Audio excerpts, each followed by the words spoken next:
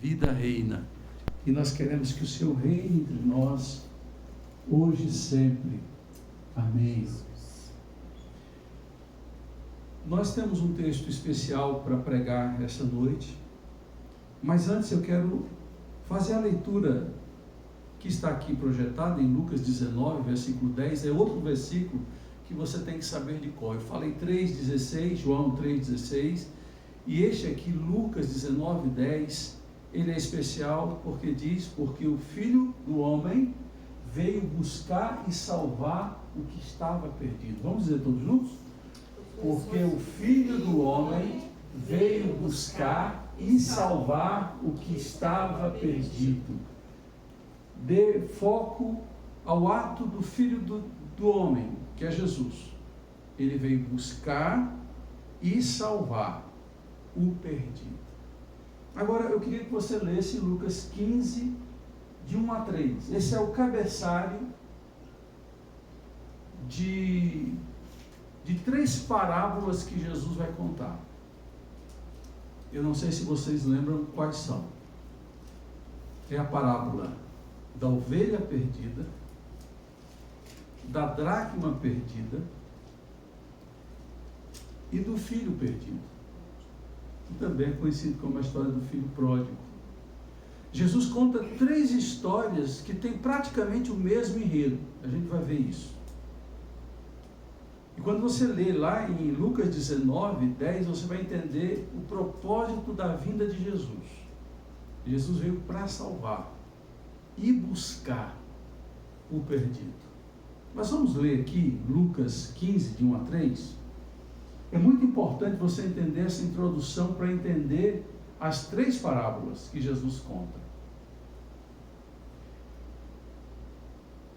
Todos os publicanos e pecadores estavam se reunindo para ouvi-lo, mas os fariseus e os seus mestres da lei o criticavam. Este homem recebe pecadores e come com eles.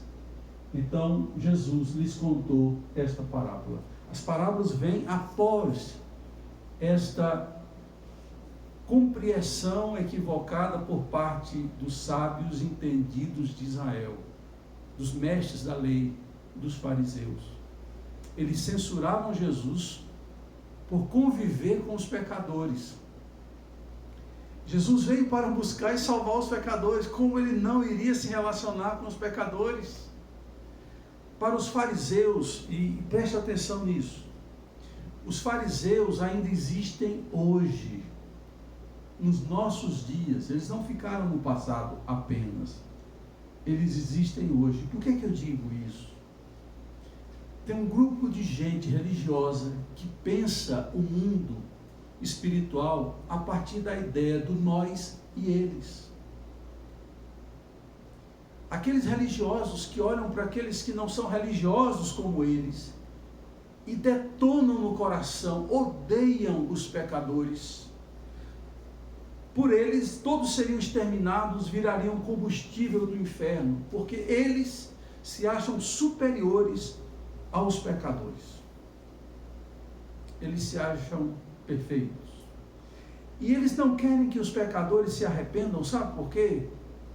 Porque se eles se arrependerem, eles vão estar na presença de Jesus. E eles precisam ter gente, entre aspas, ruins, estranhas, para acusar e apontar o dedo. Esse tipo de religião que aponta, que massacra o outro, nunca leva uma mensagem de perdão e graça. Nunca leva uma palavra para tirar aquela pessoa do estado em que ela está e dar uma nova condição. Ela precisa do pecador para odiar. Ela precisa daquele que não é religioso para apontar o dedo, para massacrar. Essa era a linha dos fariseus, dos publicanos. Mas Jesus não era dessa linha. Jesus olhava o pecador, o mais pecador de todos. E você sabe quem na Bíblia diz que era o maior dos pecadores? Você sabe, Helena? Paulo, o apóstolo Paulo. O apóstolo Paulo diz: eu sou o maior de todos os pecadores, porque eu persegui a igreja de Deus, E estive presente na morte de Estevão e não fiz nada. Pelo contrário, concordei com a morte de Estevão. Atos capítulo 7. E Jesus, ele olhava para o pecador e dizia: este precisa de mim. Eu vou lá estender a mão para ele e oferecer o perdão e graça. O Jesus que nós amamos e pregamos não é aquele que vai sentenciar, ele vai amar e perdoar aquele que se arrepende. Lembro muito bem do que está lá no Evangelho de João, no capítulo de número 8. Uma mulher pega em ato de adultério, todos queriam apedrejá-la, porque ela era uma pecadora. E Jesus então diz para aqueles homens que estavam ali ao redor dele: quem não tem pecado, atire a primeira pedra. Todos saíram envergonhados, porque se viram também como pecadores. E Jesus então sempre tem uma mensagem de perdão, porque ele veio buscar e salvar o perdido. O fariseu veio condenar, maltratar o perdido. Uma outra coisa, quando a gente se refere a quem não conhece a Deus, a gente se refere como descrentes, como ímpio, como alguém que não se converteu. Não é assim que a gente chama, a gente geralmente rotula e classifica. Eu gosto dessa expressão que Jesus usa, perdido. Porque todo rótulo que traz a ele a ausência de algo ou a presença de algo pode ser ruim. Quando você diz, fulano tal é descrente, ele tem ausência de fé, ele pode dizer, não, eu creio, do meu jeito, mas eu creio. Quando eu digo assim que ele é um pecador, eu estou desqualificando, melhor dizendo, alguém. Agora, quando eu digo que ele é um perdido, eu estou dizendo que ele está sem rumo, que ele está no caminho errado. O que Jesus fez com os perdidos? Trouxe luz nos olhos e colocou no caminho certo. E nós éramos perdidos e Deus abriu os nossos olhos para que víssemos a luz de Deus. Se você puder deixar aberta sua Bíblia em Lucas capítulo 15, eu agradeceria, ou no celular ou presencialmente, porque nós não vamos ler todo o texto, mas iremos nos referir à parábola que Jesus contou, que é uma parábola em 3. Certamente você conhece a parábola do filho pródigo, da dracma perdida e da ovelha perdida. Quem não conhece essa história? Então vamos para a primeira parábola e vamos falar um pouco dela. Primeira coisa que nós podemos destacar nessa primeira parábola é que Jesus usa um recurso que desde o Velho Testamento era muito usado pelos profetas, pela literatura do Velho Testamento, apresentando Deus como o pastor das ovelhas, daquele que cuida. Davi, rei de Israel, antes de ser rei, tinha sido pastor de ovelhas. Isaías capítulo 40 apresenta Deus como pastor de ovelhas. E diz assim, aqui as ovelhas que amamentam ele vai guiar mansamente, e aos cordeirinhos ele vai carregar nos seus braços. Jesus em João capítulo 10 vai dizer, eu sou o bom pastor. Então a Bíblia está repleta do uso dessa figura de linguagem, de Deus como o pastor, de Jesus como pastor. E lá em João 10, Jesus diz, eu dou a vida pelas minhas ovelhas. E aqui, mais uma vez, esse recurso, essa figura de linguagem é usada, e nesse caso Jesus diz assim, que um pastor tinha 100 ovelhas, e uma havia se perdido. Olha o termo perdido, lembra que eu falei? Que Jesus veio buscar e salvar o perdido. A ovelha está perdida, ela está sem rumo, ela já não está mais debaixo do cuidado do pastor, ela não está mais com as suas irmãs ovelhas, ela está perdida. O que é que o pastor faz? Deixa as 99 em segurança e vai atrás da ovelha perdida. Olha, Helena. Ó. A ovelha perdida. O nome dessa ovelha aqui é Barak. É uma ovelha australiana. Sabe por que ela está toda cabeluda assim? Porque ela se perdeu.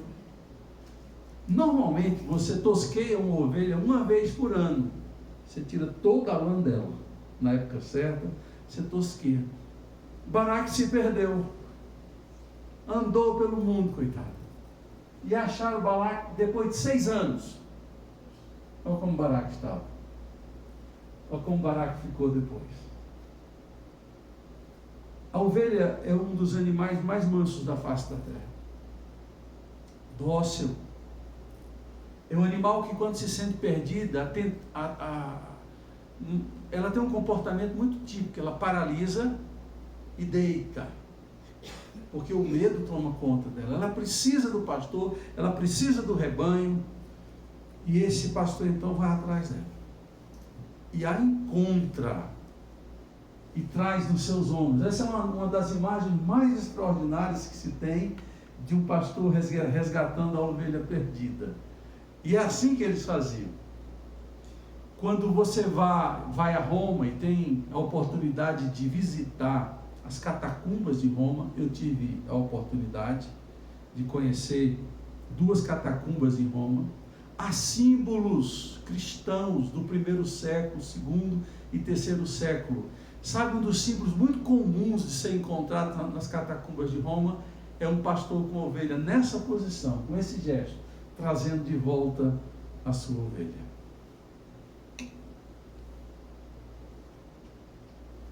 Isso aqui é uma dracma 300 anos antes de Cristo. A dracma é uma moeda grega.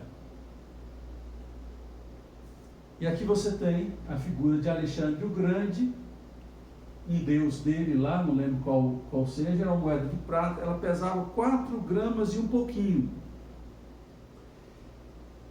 Como o Império Grego e depois o Império Romano dominaram, a moeda deles também valia nos países dominados. Então você vai encontrar em Israel, no 1º século, a dracma e vai encontrar o denário. O que é um denário? É uma moeda romana.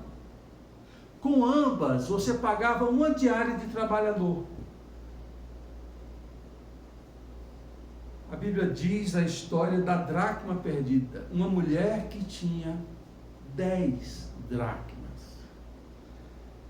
Alguns dizem que essas dracmas as mulheres usavam como uma espécie de decoração de beleza, botava assim numa linha, numa tira de pano e decorava usando as 10 dracmas. Eu acho que era economia, era o salário da casa, que ela tinha que comprar coisas, e ela perde uma dracma. O que é que ela faz?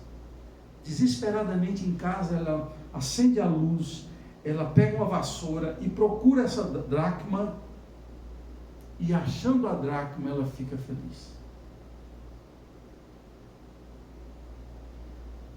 Nos 2 relatos, tanto da ovelha perdida quanto da dracma, é dito o seguinte, eu vou dizer aqui.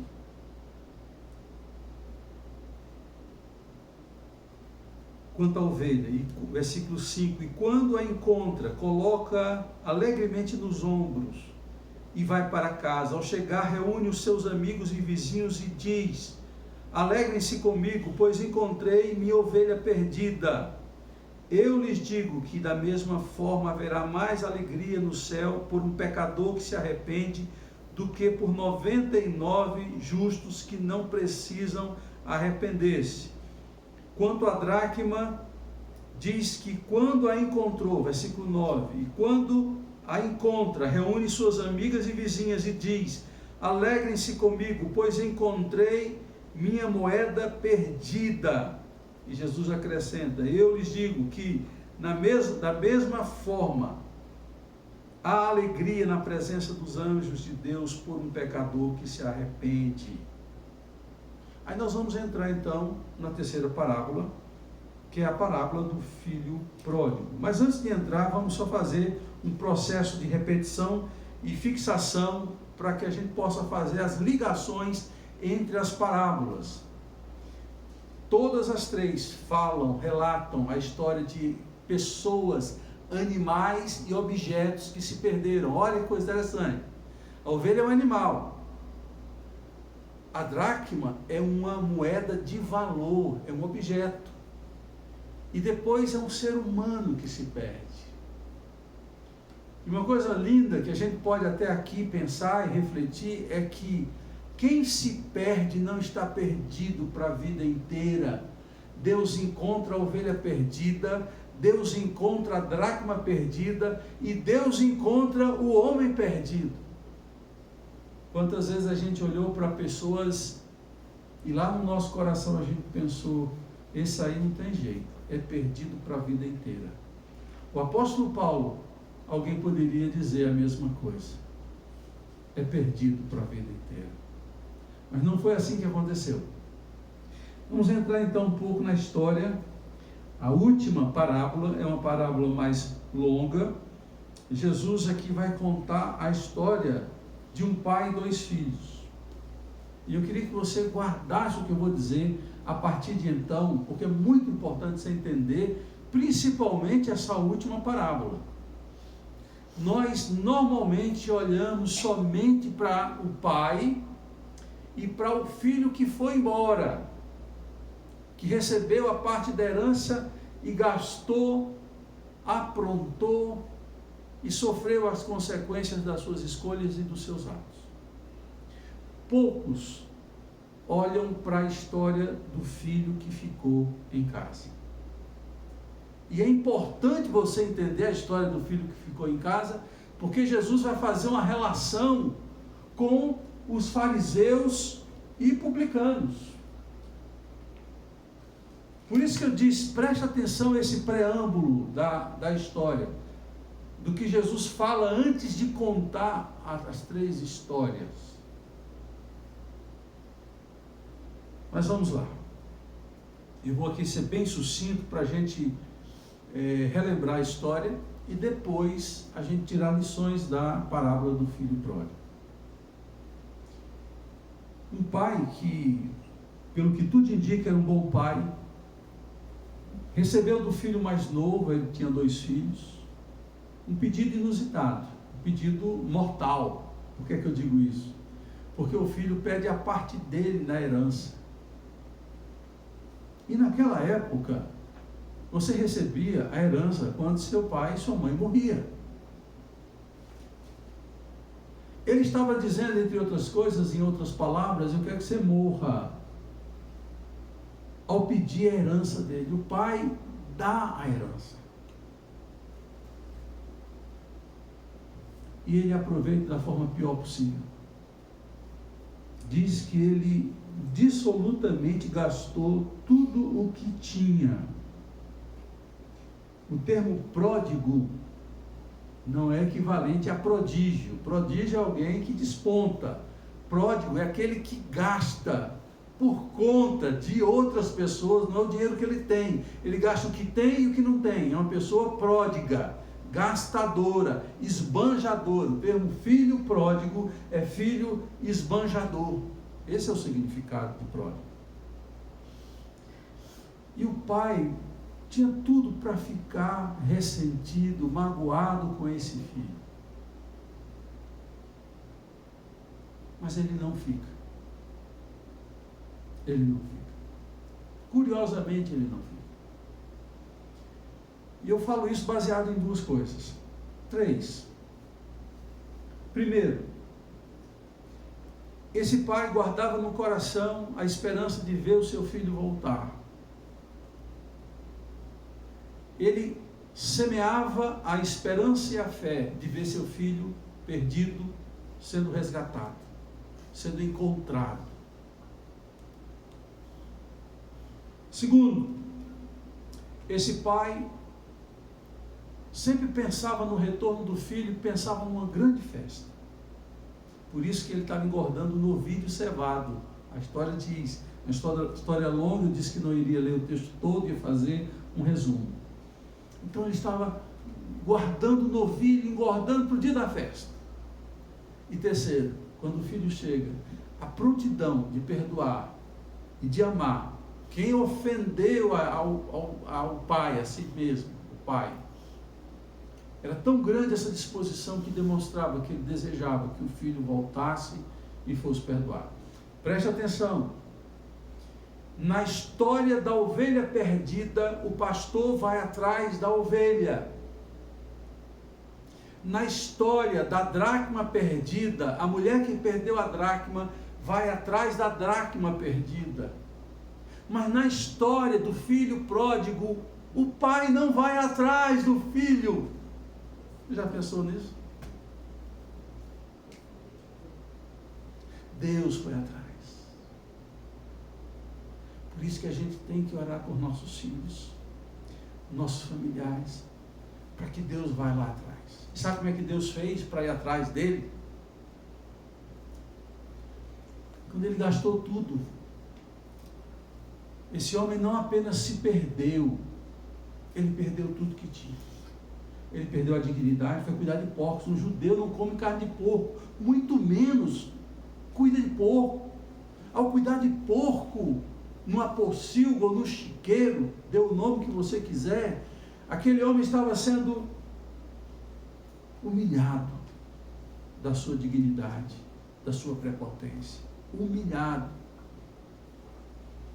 Diante daquele quadro, aquele homem chegou a uma situação extrema de fome, porque houve fome. E ele arrumou um emprego que ele tinha vontade de comer a comida de porcos e não podia, porque era para porcos. E o dono diz: não coma a comida dos porcos. Ele passava fome, enquanto os porcos comiam a comida própria deles. Às vezes o sofrimento, a humilhação, a luta faz a gente se virar para Deus. E é quando a gente perde tudo, não é, Judas? A gente encontra Deus. Depois um dia Judas vai dar um testemunho dele aqui, de como é que ele encontrou Deus. Quando ele perdeu tudo. Tudo.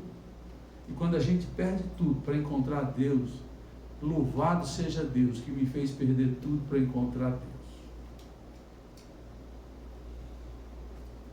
E a história conta que esse jovem caiu em si. O texto bíblico diz: e caindo em si, disse: voltarei e direi ao meu pai: Pai, pequei contra os céus e contra ti, já não sou digno de ser chamado teu filho, trata-me como um destes teus servos.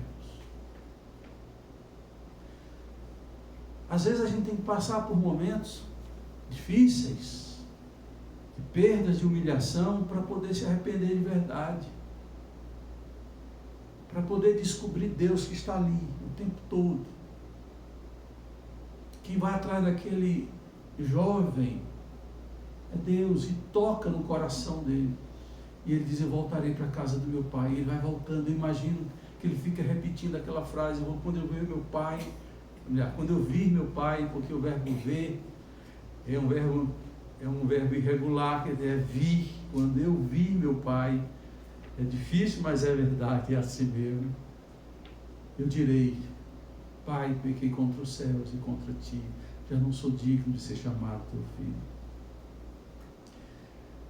Spurgeon, um pregador inglês do século XIX, ele uma vez pregou nesse texto, e ele contou uma história no seu sermão muito interessante. Ele disse que um filho que estava em desacordo com o pai, não falava com o pai há muito tempo, uma história muito parecida com a história do filho pródigo, foi morar em outra região, e um dia ele sentiu saudade do pai e mandou uma carta para o pai: Pai, eu queria tanto voltar a me relacionar com o Senhor. Eu sei que eu causei muita tristeza. Fez aquela carta muito bem feita, mostrando os seus sentimentos, suas intenções, e ele coloca um ponto: se o Senhor quiser me receber, coloque no dia tal um lenço pendurado na porta. Quando eu passar na porta da casa e vi o lenço, eu saberei que eu posso entrar. Quando, no dia acertado, aquele filho entra na rua, ele encontrou naquela rua, em cada poste, um lençol em cada poste. lençóis na rua inteira. E a mensagem era clara: filho, não vou colocar um lenço, porque um lenço não representa o que eu sinto pelo tempo perdido. Vem para casa. E quando aquele jovem chega, o texto bíblico diz que o pai o viu de longe. Eu imagino ele sempre, todo dia ele olhava para o horizonte, esperando ver o filho voltar. E naquele dia ele olha e vê o filho. Um trapo, uma figura humana abatida, magra, deprimida. Era outra pessoa. E ele chama os seus servos e diz assim: traga roupa nova, sandália, turbante. E o beijou, o abraçou, como se nada tivesse acontecido. Aí fez uma grande festa, mandou matar o novilho cevado e fez uma grande festa. Nisso, o irmão do filho pródigo, que ficou em casa, quando chegou em casa, disse: que barulho é esse? O que está acontecendo? E os servos felizes da vida dizem assim: o teu irmão voltou, teu pai fez uma grande festa. E ele diz: eu não entro aí. Chame meu pai, eu vou falar com ele agora. Isso não pode acontecer. A reação do filho é uma reação similar à dos fariseus e publicanos. Olha essa história, olha como a história anda. Esse preâmbulo aqui tem a ver com o comportamento dos fariseus e publicanos. Lembra que eu falei na introdução que para os fariseus e publicanos é importante que exista gente para eles apontarem o dedo, para eles não perdoarem, para eles massacrarem? Esse filho pródigo é o judeu que não aceita a missão de Jesus de salvar e perdoar o pecador. Se eles tiveram dificuldade com os próprios irmãos judeus que não tinham religião, que viviam uma vida de pecado, imagina quando a igreja foi para o mundo, como foi difícil para o judeu entender que o gentio que não fazia parte do povo, quando cria em Jesus, fazia parte agora da aliança, tinha todo o direito que o judeu tinha. Paulo teve um problemão. Todas as cartas que nós estudamos até aqui, a gente viu a presença dos judaizantes que queriam impedir que os gentios entrassem na igreja, colocando cargas sobre eles, regulamentos que eles não tinham como cumprir, porque eles não eram judeu de sangue. E dizia: estes não. Quando você lê a história, você vai ver que a história culmina para Jesus aplicar: o comportamento de vocês é o comportamento do filho que ficou em casa, que teve o pai a vida inteira, que teve o aconchego do lar, e agora que eu estou levando a graça, porque eu vim buscar e salvar o perdido, vocês não querem que os perdidos se acheguem. E então eu vou ler com vocês versículo 26 do capítulo 15 de Lucas. Então chamou um dos servos e perguntou-lhe o que estava acontecendo. Este lhe respondeu: seu irmão voltou e seu pai matou o novilho gordo, porque o recebeu de volta são e salvo. O filho mais velho encheu-se de ira e não quis entrar. Então seu pai saiu e insistiu com ele. Mas ele respondeu ao seu pai: olha, todos esses anos tenho trabalhado como escravo ao teu serviço e nunca desobedeci às tuas ordens, mas tu nunca me deste nem um cabrito para eu festejar com os meus amigos. Mas quando volta para casa, este teu filho, não é meu irmão não, este teu filho, que esbanjou os teus bens com as prostitutas, matas o novilho gordo para ele. Disse o pai: meu filho, você sempre esteve comigo, e esse é o maior ganho, é ter a presença do pai consigo. e tudo que tem é seu.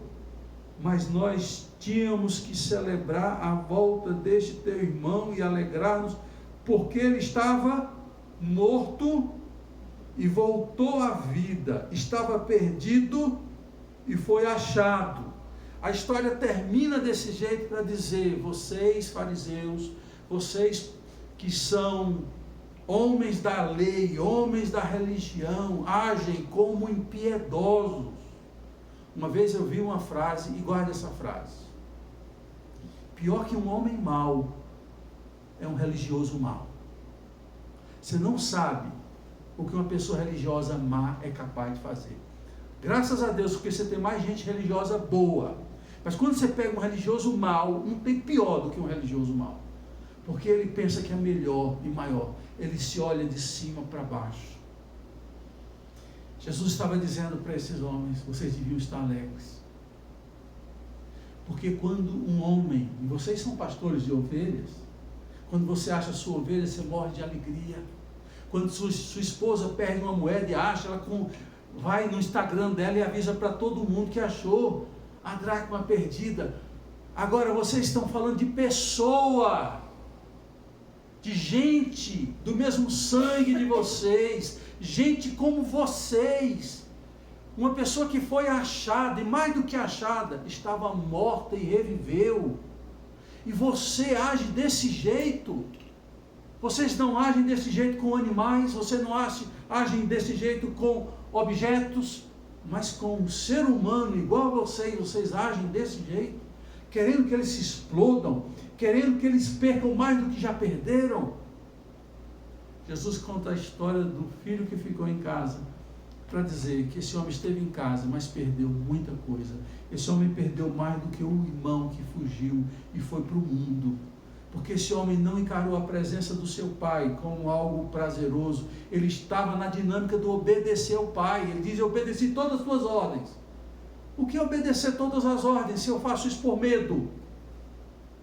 O que eu ganho quando eu obedeço a alguém por medo e não por amor? Ter a presença do pai todo instante ali deveria ser um motivo de grande alegria, mas ele encarava como coisas de só menos importância. Que coisa terrível. Tem gente que está na igreja, mas ainda não ama, não conhece o pai. Tem gente que está na igreja, mas odeia o seu irmão, é juiz do seu irmão, e passa mal, e fica mal quando Deus abençoa o irmão, porque não foi ele, foi o irmão.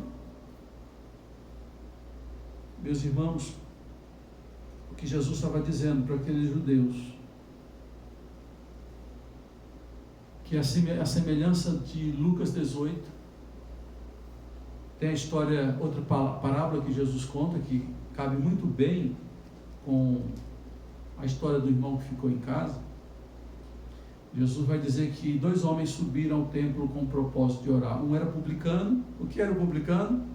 Era para o judeu o pior dos pecadores. Vamos ver aqui, você for ler aqui novamente, os versículos 1 e 3. Todos os publicanos e pecadores estavam se reunindo para ouvi-lo. Por que o judeu tinha um problema com o publicano? Publicano vem de público, era um servidor público. E tinha a principal função de arrecadar impostos. Até aí tudo bem. O problema é que Israel, na época de Jesus, era dominado por Roma. Todo o imposto que se arrecadava ia para Roma. E todo publicano era um traidor da pátria, porque arrecadava impostos para Roma. E não só isso, roubava parte dos impostos. Lembra de Zaqueu? Zaqueu era o principal dos publicanos, era o chefe da Petrobras, era ele, e era odiado. Eram ladrões do colarinho branco. E Jesus não odiou, Jesus amou, perdoou e foi atrás desses perdidos. E Jesus está dizendo: vocês tinham tudo para estar fazendo festas. O pastor, quando encontrou a ovelha perdida, fez uma festa para os seus amigos. A mulher, quando achou a dracma perdida, não fez a festa, mas sentou com as amigas, tomou chá e comeu bolo e ficaram felizes com uma moeda, por causa de uma ovelha. E você está aqui não querendo entrar na festa, porque um ser humano se arrependeu. Um irmão seu viu o tamanho do seu pecado e se achegou a Deus. Meus irmãos, esse é o sentido dessas 3 parábolas. Eu não sei se vocês entenderam, eu espero que sim. É que o ser humano vale mais do que as aves do céu. Jesus já tinha usado essa ideia. Quando disse, não andeis ansiosos por coisa alguma, olhai as aves dos céus, elas não plantam, não colhem, não guardem celeiro. Aí acrescenta, não valeis vós mais do que elas, vocês valem mais do que as aves do céu. Vocês são superiores às aves, os animais. E a verdade é que às vezes os animais são mais humanos do que certos humanos que são mais animais. Eu sei disso. Mas são humanos. Que o amor de Deus é sobre eles, porque ele vem buscar e salvar o perdido. Eu, quando leio essa história, eu fico pensando, o nosso coração ama o pecador, a gente quer trazer o pecador. Nós temos um certo problema, a gente quer evangelizar pessoas, mas principalmente aquelas pessoas que a gente olha assim, eles só falta um pouquinho para se tornar crente. Você já viu isso, Cláudio? Uma pessoa se olha assim, gente, é uma pessoa boa, não fala palavrão. É uma pessoa carinhosa, ética, só falta ser crente, falta tudo. Aí essa pessoa que tem tudo isso, resiste e não se torna crente. E um pecador daquele que lá no Nordeste ele chama banda voou, que você dizia, não vou nem falar que isso aí vai jogar pedra em mim se eu falar de Jesus para ele. E é justamente essa pessoa que se dobra. É impressionante como Deus faz isso acontecer. Eu já vi isso no meu ministério muitas vezes. Pessoas que lá no coração dizem, esse não. Mas a gente é assim. Lembra quando Samuel foi escolher o rei de Israel na casa de Jessé? Ele mandou passar os filhos de Jessé um por um. Esse não. Quando entrou Eliabe, bonito, grande, forte. Aí ele diz, eis o rei de Israel. Aí Deus diz, epa, não é esse não. Porque você vê o exterior, eu vejo o interior. Passam todos os filhos de Jessé e Deus não confirmou nenhum. Aí foi preciso que o profeta perguntasse ao pai, você não tem mais nenhum filho? Porque Deus disse que não é nenhum destes. Aí ele vê assim, tem um, está lá cuidando das ovelhas, mas eu pensei que não era ele. Traz ele. Davi entra na sala. Ruivo, sabia que a Bíblia diz que Davi era ruivo, daquele que tem aquela barba ruiva, cabelo ruivo. 15, 16 anos, o caçula, o estagiário, porque tem na família que o menor faz tudo, né? Aí quando Davi entra na casa, aí Deus fala para o profeta, eis o rei de Israel, quem você não dava nada por ele. É assim, às vezes a gente não dá nada. E às vezes economiza palavras e evangelização para alguém que você diz, esse aí não tem jeito. Eu até não gosto nem dele. Imagina Deus. E são esses que são salvos. Faça festa com Deus. Nos 3 relatos, a festa no céu quando o pecador se arrepende. O comentário é feito na história da ovelha perdida. A festa no céu. Quando a dracma é achada, o comentário que se faz, os anjos se alegram. E na história do filho pródigo, quando o filho é achado, o pai se alegra. Vamos alegrar o coração de Deus. Vamos ter cuidado com a nossa religião, para não ser uma religião seletiva e do ódio. A nossa religião é a religião do pai que ama, quando ofendido, estende a mão para o pecador.